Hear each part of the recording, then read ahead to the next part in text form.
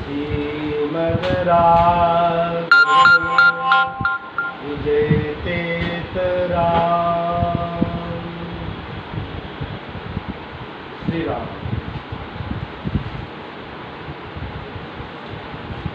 माता रामचंद्रो मत्पिता रामचंद्रो स्वामी रामचंद्रो मत्सखा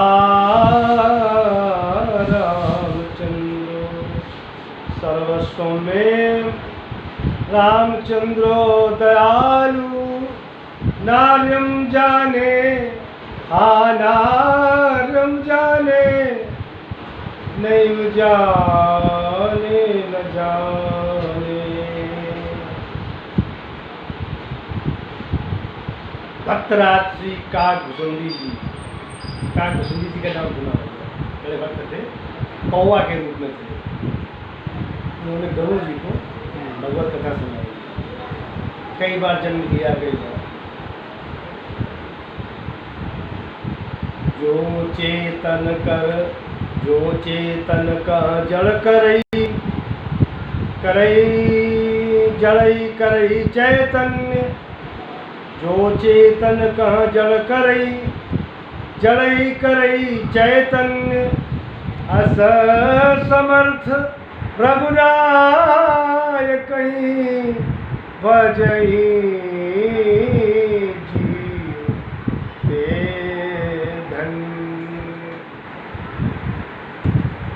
बात उस समय की है जब लंका में युद्ध हो रहा था। लीलाधारी भगवान श्री राम मेघनाथ के नागपाश में फंस गए। मेघनाथ ने नागपाश फेंका तो भगवान जानबूझ के फंस गए। भगवान तो कौन फंस सकता है नागपाश में फंस गए। प्रभु को बंधन मुक्त करने के लिए देवर्षि नारद जी ने गरुड़ जी को भेजा कि जाओ नागपाश काटो जाओ। गरुड़ ने नागपाश तो काट दिया, किंतु गरुड़ के मन में संदेह हो गया कि यदि ये सर्वसमर्थ भगवान है तो तुच्छ मेघनाथ के बंधन में कैसे बंध गए। तो शंका हो गई कि भगवान नहीं है। भव बंधन ते छूटहि नर जपि जाकर नाम। खर्व निशाचर बांधेउ नागपाश सोई राम। वो कहते हैं इनके नाम से मनुष्य बंधन से छूट जाता है। उनको एक निशाचर ने नागपाश में बांध लिया। ये बात समझ में नहीं आ रही। नाना भांति मन समझावा, अपने मन को समझाया। प्रगट न ज्ञान प्रगट न ज्ञान। हृदय भ्रम छावा, हृदय में भ्रम छा गया कि भगवान नहीं हो सकते। नागपाश फंसी गई। मतलब इस प्रकार व्याकुल होकर गरुड़ जी नारद जी के पास पहुँचे। उन्होंने अपना मन का संदेह उनके सम्मुख प्रकट किया।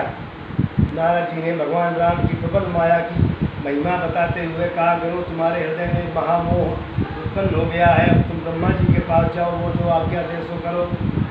गरुड़ ब्रह्मा जी के पास गए। उन्होंने पार्वती वल्लभ भगवान शिव के पास भेज दिया। गरुड़ भगवान शंकर के पास गए। उस समय श्री शंकर जी कुबेर के ग्रह घर जा रहे थे। गरुड़ जी ने भगवान शंकर के चरणों में श्रद्धापूर्वक प्रणाम कर अपना संदेह प्रकट किया। भगवान शंकर बोले, तुम्हारा संदेह तभी निवारण हो सकता है जब तुम कुछ समय सत्संग करो। मेरे पास तो समय नहीं है। तुम महात्मा काकभुसुंडी के पास जाओ। वे परम प्रवीण श्री राम भक्त हैं। वे सदा ही भगवान की लीला कथा कहते रहते हैं। उनके पास वयोवृद्ध राजहंस और श्रेष्ठ पक्षी कथा सुनने आते हैं। तुम वहाँ जाकर प्रभु का चरित्र सुनो, वही तुम्हारा भ्रम दूर हो जाएगा। भगवान शंकर की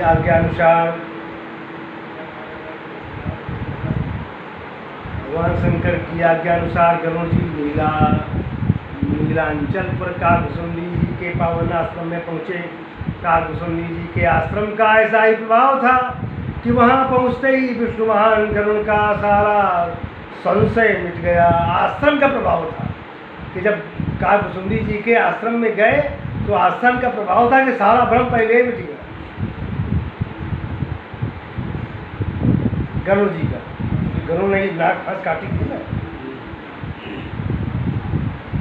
स्नानादि से निवृत्त होकर गरुड़ जी काकभुजुंडी जी के समीप पहुँचे। तब वे हरि कथा प्रारंभ करना ही चाहते थे। उन्होंने गरुड़ जी का सम्मान पूर्वक स्वागत किया और उनकी इच्छा अनुसार धीरे धीरे विस्तार पूर्वक परम पावन संपूर्ण रामचरित सुनाया। गरुड़ जी की इच्छा से काकभुजुंडी जी ने उन्हें बताया, पूर्व में किसी कल्प में कलयुग में मेरा जन्म अयोध्या में सूत कुल में हुआ था। एक बार अकाल पड़ा, इस कारण मैं अयोध्या छोड़कर उज्जैनी चला गया। मैं अत्यंत दरिद्र था। काकभुजुंडी जी अपना बता रहे बात की कथा। किंतु कुछ समय बाद मेरे पास कुछ संपत्ति भी हो गई।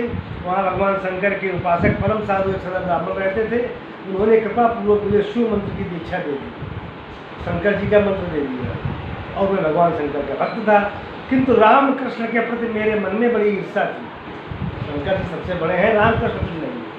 तो बांसुरी बजाए वाले, गोपियों के संग माखन चुराए वाले हैं, धनुषधारी, घर से निकाल देंगे 14 साल के लिए, भगवान कैसे हो सकते हैं? ऐसा भ्रम उनके अंदर हो गया था। भगवान रामकृष्ण के प्रति मन में बड़ी ईर्ष्या थी। पहले की बात है। मैं उनकी निंदा किया करता था। मेरे गुरुदेव यह जानकर बड़े दुखी थे। वे बार बार मुझे शिव राम का अभेद तत्व समझाते कि दोनों एक हैं। भगवान शंकर सदा ही अत्यंत श्रद्धापूर्वक राम नाम का जप करते हैं। तुम्हें राम जी के प्रति द्वेष नहीं करना चाहिए।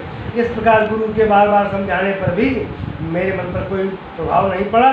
मैं अहंकार में चूर था और परम पूज्य गुरुदेव की उपेक्षा कर दिया करता था। एक बार की बात है, मैं अपने आराध्य भगवान शंकर के मंदिर में उनका नाम जप कर रहा था। उसी समय वहाँ मेरे गुरुदेव पधारे, किंतु मैंने अहंकार के कारण उन्हें उठकर प्रणाम नहीं किया। तो मेरे गुरु के मन में तो कोई विचार नहीं हुआ, परंतु मेरी यह उद्दंडता देखकर भगवान शंकर सह नहीं सके। भगवान शंकर ने तुरंत साथ दे दिया। आकाशवाणी हुई, यह 1 सहस्त्र जन्म ग्रहण करेगा, 1 सहस्त्र जन्म ग्रहण करेगा। इस आकाशवाणी से मेरे दयालु गुरुदेव हाय हाय कर उठे। उन्होंने प्रभु से अत्यंत करुण शब्द में प्रार्थना की।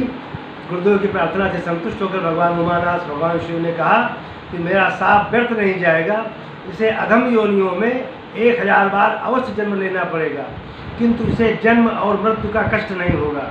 जो भी शरीर से प्राप्त होगा यह अनायास ही बिना कष्ट के उसे त्याग देगा। मेरी कृपा से इसे ये सारी बातें याद रहेंगी। अंतिम जन्म में यह ब्राह्मण कुल में उत्पन्न होगा। उस समय इसे भगवान श्री राम के चरणों में प्रीति प्राप्त हो जाएगी और इनकी अव्याहत गति होगी। भगवान काकभुजुंडी जो है बहुत महान संत है। तो पहले की बात बता रहे हैं, मतलब ये गरुड़ जी को अहंकार हो गया। तो काकभुजुंडी जी ने कथा सुना करके भगवान के चरित्रों का, उनके प्रभाव का, उनके स्वभाव का वर्णन सुना करके गरुड़ जी के मन में संदेह को दूर किया।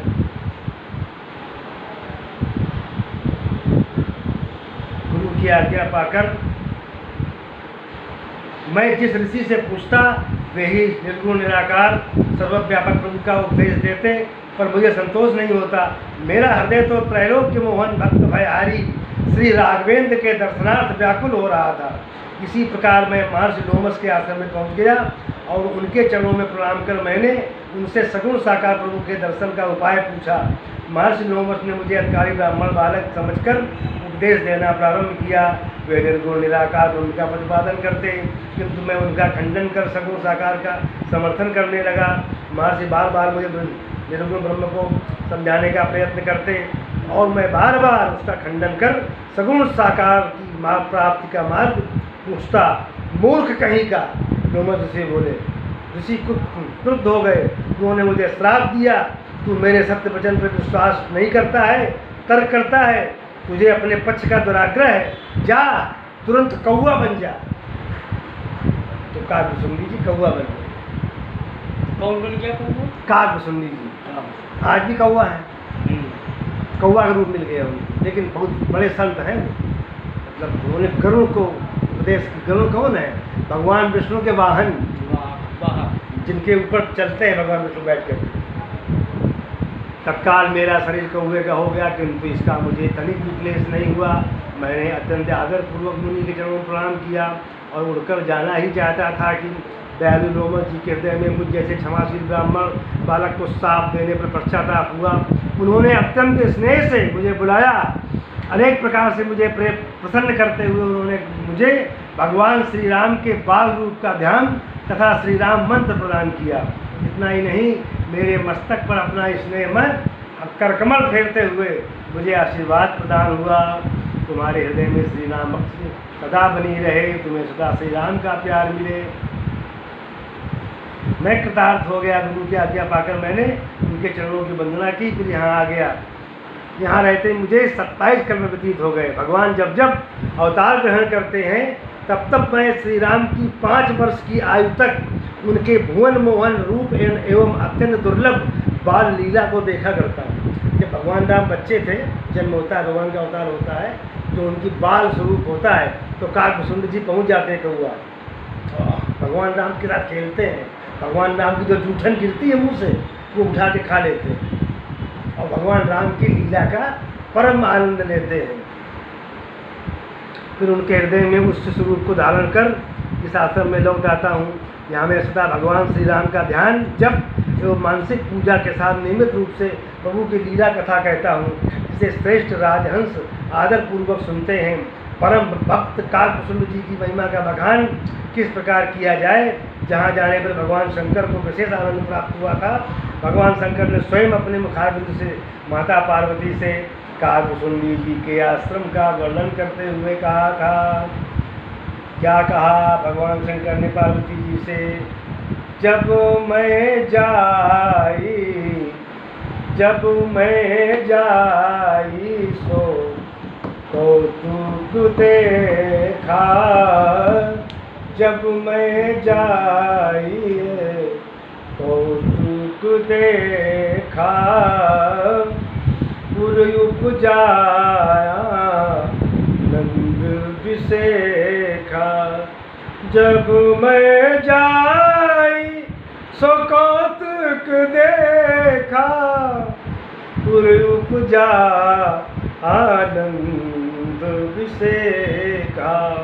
तब कछुकाल मराल तन धरी तन ताकीन निवास, सादर सुनि रघुपति गुण पुनि आयो कैलाश। भगवान के नाम में बड़ा उसका प्रभाव है। काकभुसुंडी जी ने भगवान के नाम को जप करके भगवान के सगुण साकार स्वरूप का दर्शन किया है। भगवान इतने सुंदर हैं कि उन्हें जो देख लेता है तो फिर उसको कुछ और देखने की इच्छा नहीं होती है, उसको फिर संसार के सुखों को पाने की इच्छा मर जाती है। भगवान को देखने का वो आनंद मिलता है। भगवान इतने सुंदर हैं, इतने सरल हैं, इतने मोहनी स्वरूप हैं कि उनको देख करके हमारा हृदय, सबका हृदय उनकी ओर परिलक्षित हो जाता है। उनके मुख की ओर एक टक देखते रहता है। ये मन करता है कि मेरी आंखें बिना पलक झुकाए श्री राम के सुंदर स्वरूप को देखती ही रहें। इसलिए भगवान के नाम का सुमिरन जरूर किया जाना चाहिए। ये क्षणभंगुर है संसार, क्षणभंगुर जीवन की कलिका, कलि प्रात को जाने खिली ना खिली।